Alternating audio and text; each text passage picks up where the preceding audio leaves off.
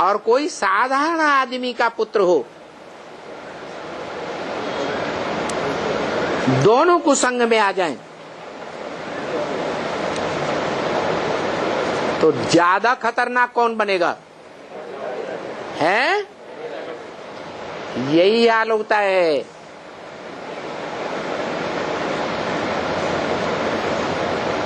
ये भारत और ये भारतवासी, ये सब आत्माएं मात्र देश की हैं, क्योंकि इनका मुखिया परम ब्रह्म, बड़ा ब्रह्मा, छोटी अम्मा है या बड़े ते बड़ी अम्मा? बड़े ते बड़ी अम्मा कही जाती है। माताएं सुनी सुनाई बातों पर ज्यादा चलती हैं या पिताएं ज्यादा चलते हैं? भारतवासियों ने सुनी सुनाई बातों पर दुर्गति पाई है।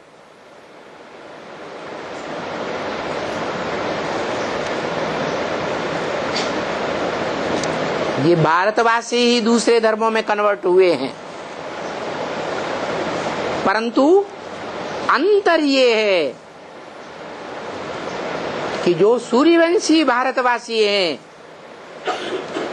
ज्ञान सूर्य को डायरेक्ट पहचानने वाले बच्चे हैं,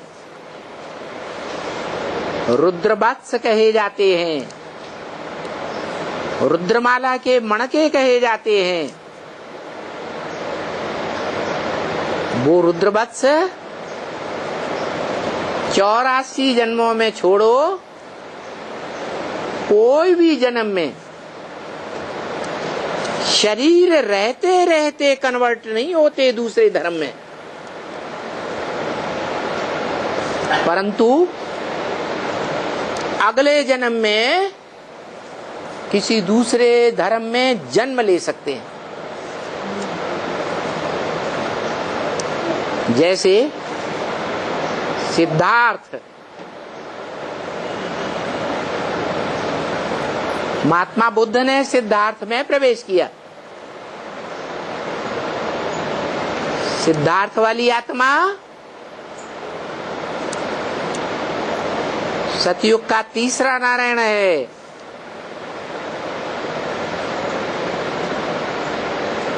जिसमें इब्राहिम के बाद आने वाली आत्मा महात्मा बुद्ध प्रवेश करता है, आधीन कर लेता है, क्योंकि वो आत्मा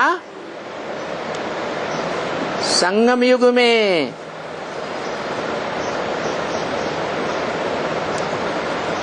बाप का विरोध करने वाली बनती है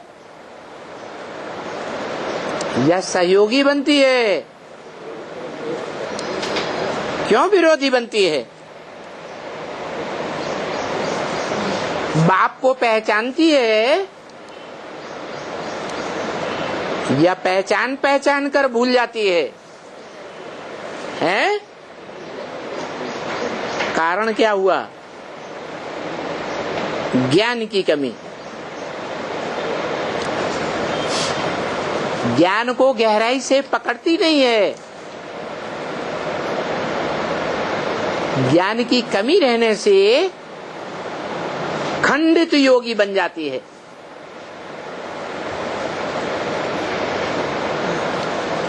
जो एक बाप है राजयोग सिखाने वाला, एक बाप के सिवाय दुनिया में कोई भी आत्मा राजयोग नहीं सिखा सकती। जिस योग में राज भरा हुआ है, विश्व की बादशाही लेने का, वो कमजोर आत्माएं बाप का विरोधी बनकर,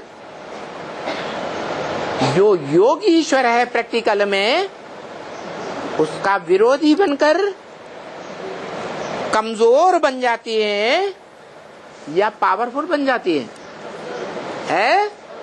कमजोर बन जाती है। इसलिए द्वापर के आदि में ही कन्वर्ट हो जाती है, क्योंकि उन्होंने पूरा ज्ञान नहीं लिया, पूरी व्याख्या को गहराई तक समझने की चेष्टा नहीं की। और संगम युग में ही अलग अलग प्रकार की पार्टियां बना करके विरोध कर लेती हैं।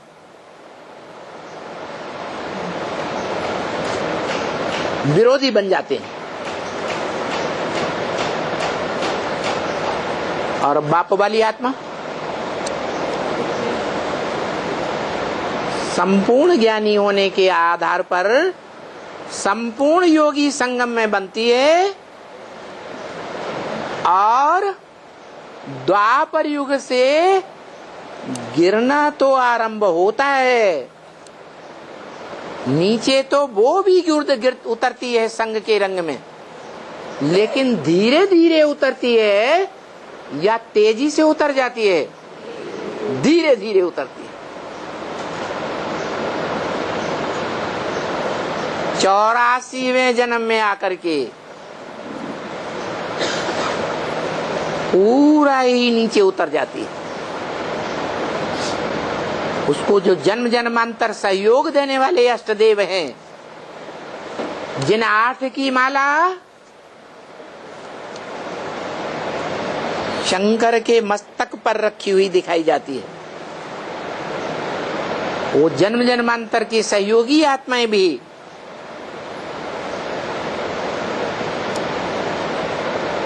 आखिरी जन्म में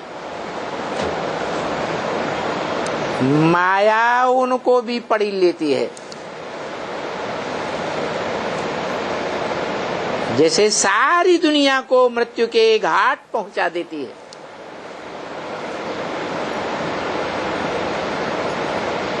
कौन बचता है?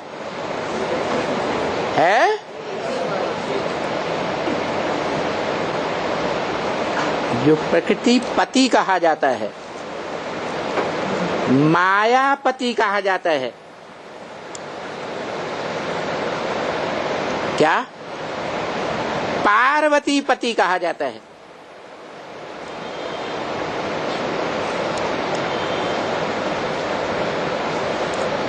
परम पुरुष कहा जाता है। जन्म मरण के चक्र में आने वाले पुरुष रूप आत्माओं के बीच में।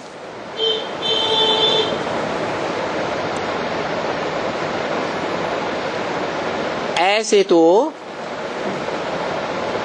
परम पुरुष रूपी आत्मा एक ही शिव है, परंतु वो प्रैक्टिकल में है या सिर्फ थ्योरी में है? थ्योरी में है। वो करता नहीं है, अकर्ता है या करता है? अकर्ता है। भोक्ता है या अभोक्ता है? अभोक्ता है। जो भोगी आत्माएं हैं वो नीचे गिरती हैं। जो अभोक्ता है वो नीचे कैसे गिरेगा? हाँ, भोक्ता होते हुए भी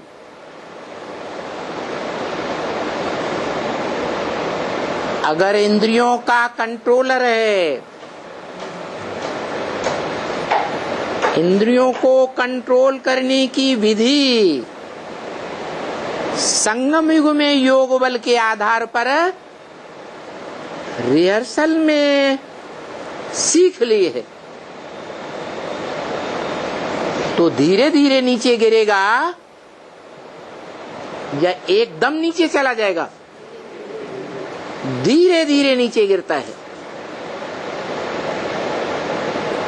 लेकिन ये ड्रामा बना हुआ है। जो नीचे नहीं गिरेगा, गहरे खड्ड में नीचे नहीं जाएगा, वो ऊंचा भी नहीं उठ सकता।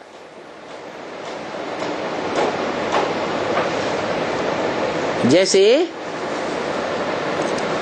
नदी में या सागर में गोता लगाने वाले गोताखोर होते हैं, वो गहराई तक जाते हैं या नहीं जाते हैं? जितना पावरफुल गोताखोर होगा उतना गहराई में जाएगा।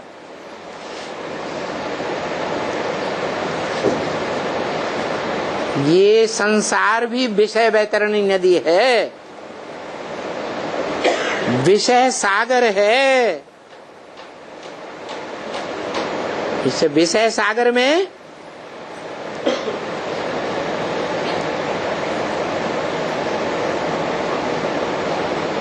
नरक से, नरक के किनारे से लेकर स्वर्ग के किनारे तक ले जाने वाला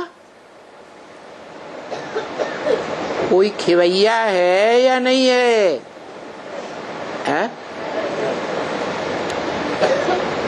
वो खिवैया निराकार है या साकार है? मने आत्मा से शिव समान बनता है। संगम युग में सदा निराकार बनता है।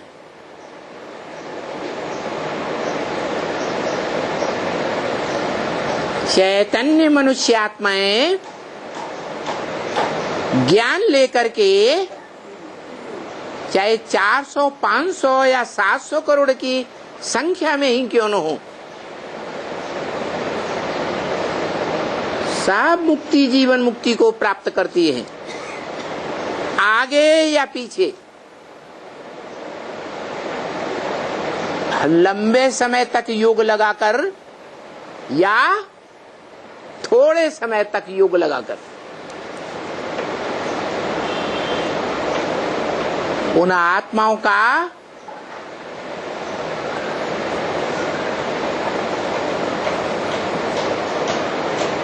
जो ज्ञान लेने का टाइम है वो ज्यादा से ज्यादा कितना बताया है? पुरुषोत्तम संगम युग कितने साल का? 100 साल का। और संगम युग वो भी 100 साल का। तो चैतन्य आत्माओं की दृष्टि से 100 साल का संगम है ज्यादा में ज्यादा। लेकिन चैतन्य आत्माएं जड़ शरीर को छोड़ करके जब आत्मलोक में वापस जाती हैं, जिसे आत्मा का घर कहा जाता है, जो घर बाप को बताया,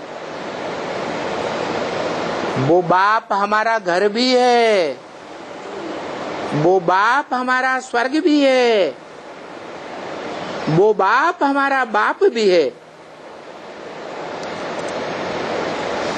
किस रूप में पूजा जाता है? भारत में पूजा जाता है। किस रूप में? शिवलिंग रूप में पूजा जाता है।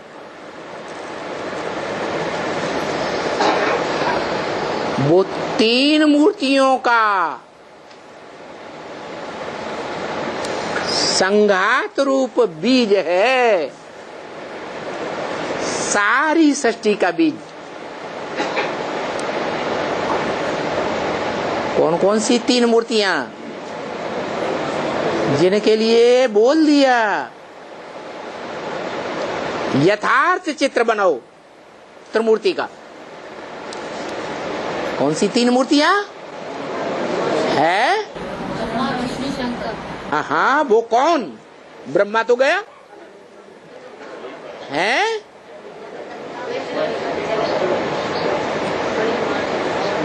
वो ही ब्रह्मा, दाढ़ी मूछ वाला भिखारी। जिसकी पूजा नहीं होती, जिसके मंदिर नहीं बनते, जिसकी मूर्तियां नहीं बनती, जिसको कोई याद नहीं करता, वही आत्मा कोई माता में प्रवेश होकर के पूजनीय बनती है। उस माता के मस्तक पर वो अधूरा चंद्रमा दिखाया जाता है। वो कौन है? जगदम्बा, जगत की अम्बा। क्या सतयुग की अम्बा की त्रेता की अम्बा? कि सारे जगत की अम्बा। जगत कौन सी युग में होता है? जगन्नाथ कौन सी युग में होता है और श्रीनाथ कौन सी युग में होता है? जगन्नाथ माने विश्वनाथ। सारा विश्व, सारा जगत कलयुग के अंत में होता है। सर्वधर्मान परित्यज्य मामेकम शरणम व्रज। सब धर्मों को छोड़ दे तो सब धर्म पिताओं को पकड़े या गोली मार दे। अरे अरे इन गुरुओं को मारो। किसने कहा? किसने कहा है? शिव बाप ने कहा। ज्ञान का जो अखूट भंडारी है उसने कहा इन देहधारी धर्म गुरुओं को मारो गोली। किसको अपनाओ? है जिसका परिचय ब्रह्मा मुख की वाणी में शिव बाप ने दिया है कि बच्चे टिक टिक बहुत करते रहते हैं, त्रिमूर्ति में बाप का परिचय देते ही नहीं। कौन हुआ त्रिमूर्ति में बाप? ऊंचे ते ऊंचा कौन है? त्रिमूर्ति में कौन सी मूर्ति है? शंकर। वो ऊंचे ते ऊंचा है संसार में। वो पतित से पतित है या ऊंचे ते ऊंचा है?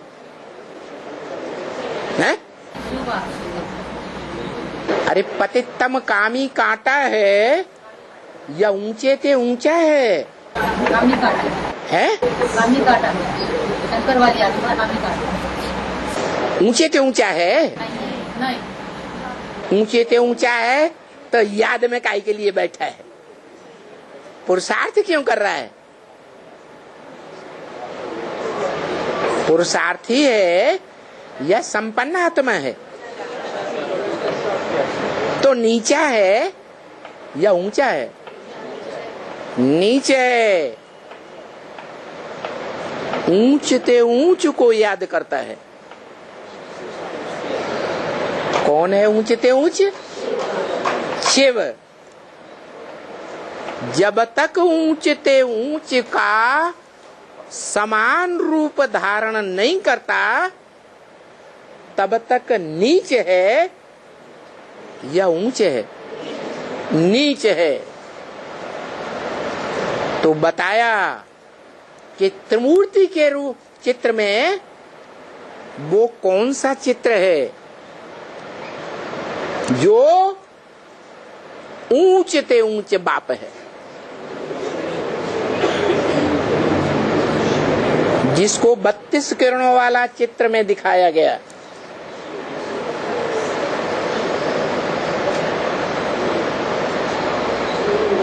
बत्तीस गुण दिखाए गए।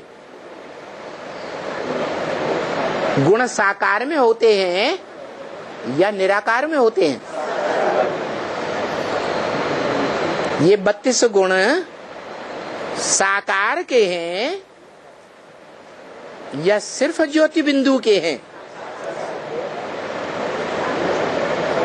वो कौन है साकार सो निराकार?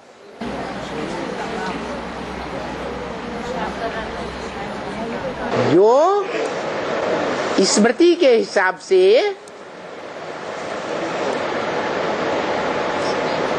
निराकारी तेज धारण कर लेता है।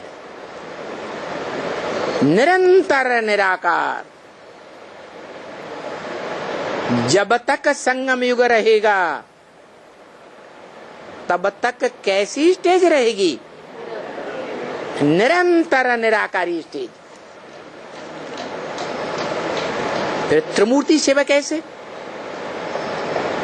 उसकी यादगार में त्रिमूर्ति हाउस कैसे बन गया? एक हाउस या 3 हाउस है? एक हाउस। हाउस माने घर। कौन सा घर? शरीर रूपी घर, जिसकी यादगार में बना है दिल्ली में त्रिमूर्ति हाउस। त्रिमूर्ति रोड भी बनाते हैं।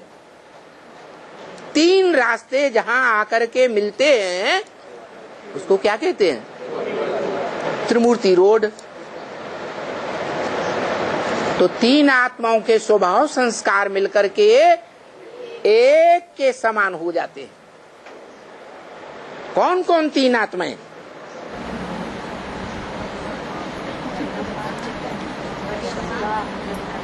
बड़ी मम्मी जगदम्बा, हाँ, और छोटी माँ लक्ष्मी,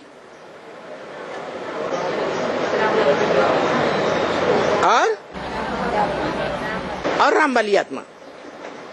प्रूफ चाहिए। बुद्धिमान बाप के बुद्धिमान बच्चे बिना प्रूफ और प्रमाण के कोई बात मानने के लिए तैयार नहीं होते, तो कैसे मान लिया जाए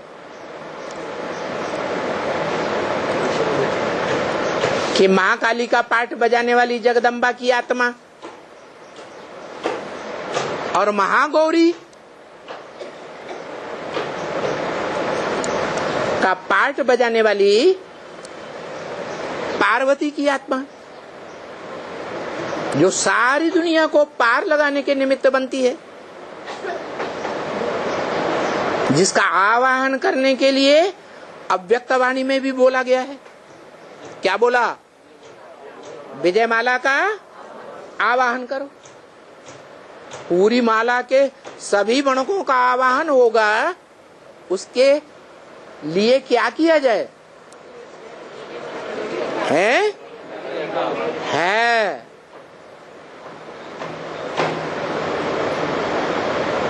वो मीठा मीठा बोल बोलने वाली, जो कोयल का पार्ट बजाने वाली, ऊंची उड़ान उड़ने वाली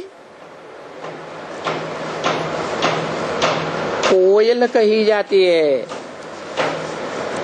मीठी आवाज देती है या कड़वी आवाज? मीठी आवाज देती है। अमृत वेले कितने बजे से आवाज देने लगती है? 2 ही पक्षी हैं। एक है कोयल, जो अमृत वेला शुरू होता है और आवाज आने लगती है, और दूसरा है मोर। क्या? मोर किसकी यादगार है? राष्ट्रीय पक्षी माना जाता है।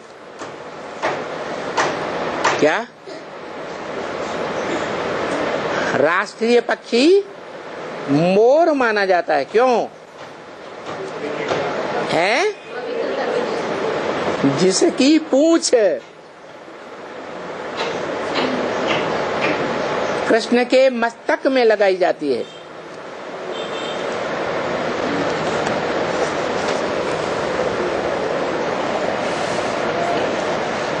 क्यों लगाई जाती है? उसकी जो पूंछ है वो भगवान के मस्तक में लगाई गई, जिसे भगवान कह दिया।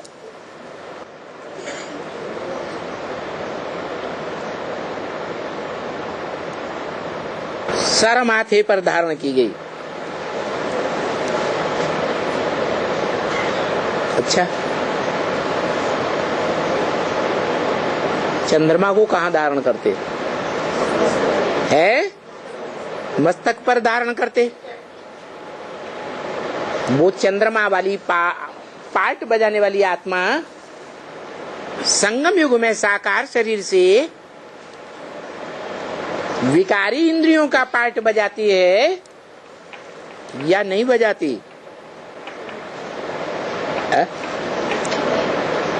अरे नहीं बजाती। और मोर ही दुनिया में एक ऐसा पक्षी है जो विकारी इंद्रियों से संतान पैदा नहीं करता। मोर जब डांस करता है, क्या मुरली बजाता है, तो मोरनी उसका आंसू पीती है। डांस कौन करता है? मोर। जो बाबा कहते हैं भगवान को जितना रुलाया है उतना और किसी को रुलाया नहीं है, तो आंसू तो निकलता होगा, है? नहीं निकलता होगा। हाँ, ये अंतर है।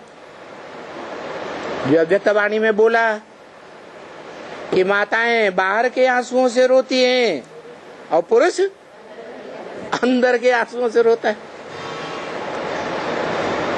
तो जो मोरनी है वो क्या करती है? उसका आंसू पी लेती है और उसी से उसका गर्भ रह जाता है।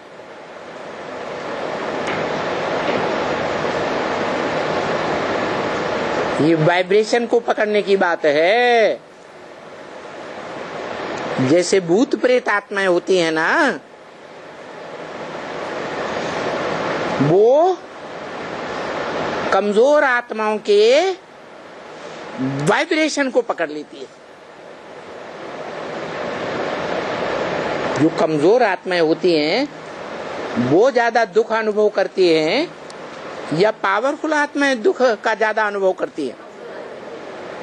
तो जो दुख का वाइब्रेशन है, कोई भी प्रकार का दुख हो, काम विकार का दुख हो, कोई के ऊपर क्रोध आता हो, ईर्ष्या आती हो, वो दुख हो, अहंकार आता हो, वो दुख हो, लोभ आता हो, कोई वस्तु नहीं मिलती हो, वो दुख हो, उस वाइब्रेशन को भूत प्रेत आत्माएं पकड़ती है।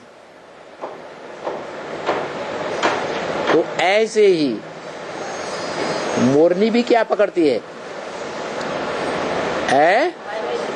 मोर जो ज्ञान डांस करता है, उस ज्ञान डांस में जो दुख भरा हुआ है उस दुख के वाइब्रेशन को पकड़ लेती है, अंदर में दिल में धारण कर लेती है और उसी से राधा कृष्ण जैसे बच्चों का जन्म होता है। वाइब्रेशन से जन्म होता है या ज्ञानेंद्रियों या कर्मेंद्रियों के संबंध से नई दुनिया बनती है। वाइब्रेशन से नई दुनिया बनती है। जो बाबा ने बोला दुख की दुनिया में मरेंगे, नरक में मरेंगे तो नरक में जन्म लेंगे, स्वर्ग में मरेंगे तो स्वर्ग में जन्म लेंगे। इसलिए विष्णु के चित्र में देखा होगा, शेष शैया पर विष्णु लेटा हुआ है तो लक्ष्मी क्या करती है? स्थूल पांव की बात है या बुद्ध रूपी पांव की बात है? बुद्ध रूपी पांव की बात है। उसे आंसू पीने की बात समझ लो, दुख को हरण करने वाली है। तो ये दिखाया गया कि जो बाद वाले नारायण हैं कम कुरी के ब्राह्मण बनते हैं और वो आत्माएं कमजोर ब्राह्मण होने के कारण द्वापर युग के द्वैतवादी धर्मों में कन्वर्ट होती रहती है। उन कन्वर्ट होने वालों में सभी भारतवासियों का नंबर है। अब वो कोई भी वंश के हों, सूर्यवंशी हों, चंद्रवंशी हों, इस्लाम वंशी हों, बौद्धी वंशी हों, कोई भी वंश के हों, सभी भारतवासी कन्वर्ट जरूर होते हैं। क्यों? ये बात दूसरी है कि कोई ऐसी सशक्त आत्माएं हैं जैसे सिद्धार्थ का बाप और उसका ग्रैंडफादर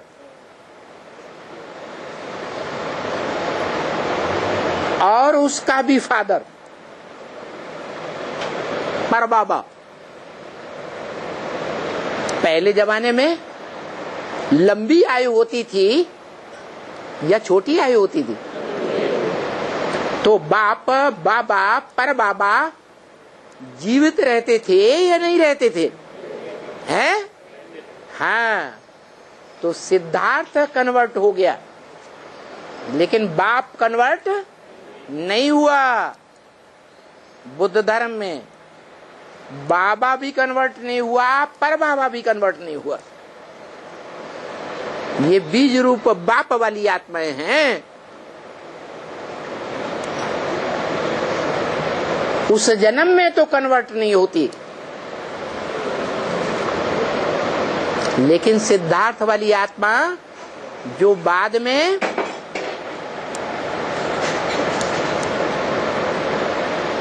माता पिता के द्वारा देश निकाला पाए जाने के बाद चीन जापान में जाकर के बड़ी ख्याति प्राप्त करती है।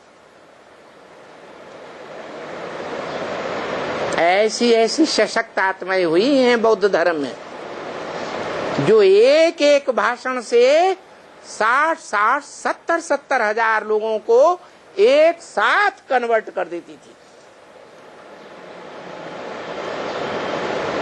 दुनिया में नाम रोशन हो गया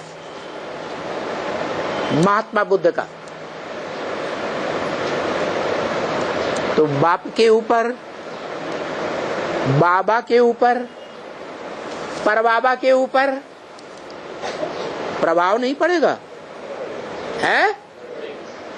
उनके अंदर ये बात आएगी या नहीं आएगी कि मेरे खून ने इतना कमाल करके दिखाया दुनिया में? तो दिल खींचेगा या नहीं खींचेगा? है? दिल खींचता रहता है, परंतु जीवन रहते कन्वर्ट, धर्म से कन्वर्ट नहीं होते। धरत परिय पर धर्म न छोड़िए। जो दिल कन्वर्ट होता रहता है, दिल बच्चे की तरफ भागता रहता है, उसकी खूबी देख करके, उसकी शोहरत जान करके, तो वही चीज, वही खिंचाव अगले जन्मों में जाकर के बौद्ध धर्म में जन्म लेता है। वो चाहे बाप की आत्मा हो, बाबा की हो या परबाबा की हो, लेकिन जीवन रहते रहते कन्वर्ट नहीं होती। ऐसी थोड़ी आत्माएं हैं बीज रूप बाप समान, लेकिन उन आत्माओं की संख्या बहुत ज्यादा है जो जीवन रहते रहते ही दूसरे धर्मों के प्रभाव में आ जाती है। भारतवासी आत्माएं